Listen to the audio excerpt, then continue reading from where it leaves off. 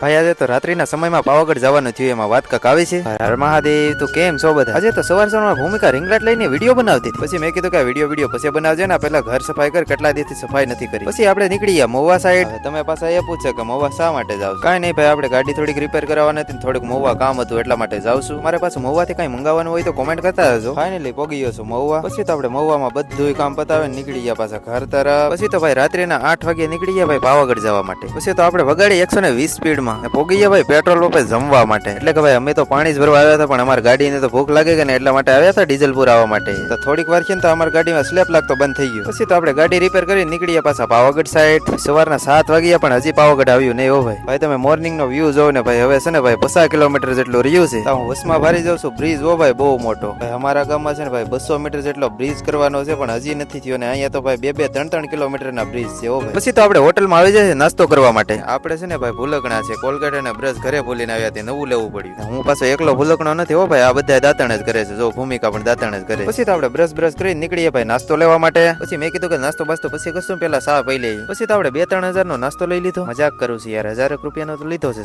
કારણ કે ભાઈ વ્યક્તિ અમે એટલા છે ને. તો ચાલો તમારે નાસ્તો કરવો હોય તો હાલો, પાછા કહેતા નહીં કે રહી ગયા. નાસ્તામાં છે ભાઈ વડા અને ભજી. ભાઈ નાસ્તો તો એટલો કરીએ ને ભાઈ, હવે બપોર સુધી જમવું નહીં પડે. ભાઈ નાસ્તો કરીને નીકળી ગયા પછી પાવાગઢ સાઈડ. તો ફાઇનલી હવે પાવાગઢ પોગી ગયા છે. જો ડુંગર દેખાય. તો ચાલો ભાઈ હવે વ્લોગ ને એન્ડ કરું, કારણ કે છે ને ભાઈ મિની વ્લોગમાં હું એટલું બધું કવર ન કરી. નેક્સ્ટ મિની વ્લોગ માટે લાઈક, કોમેન્ટ અને ફોલો કરતા જજો. ઓકે.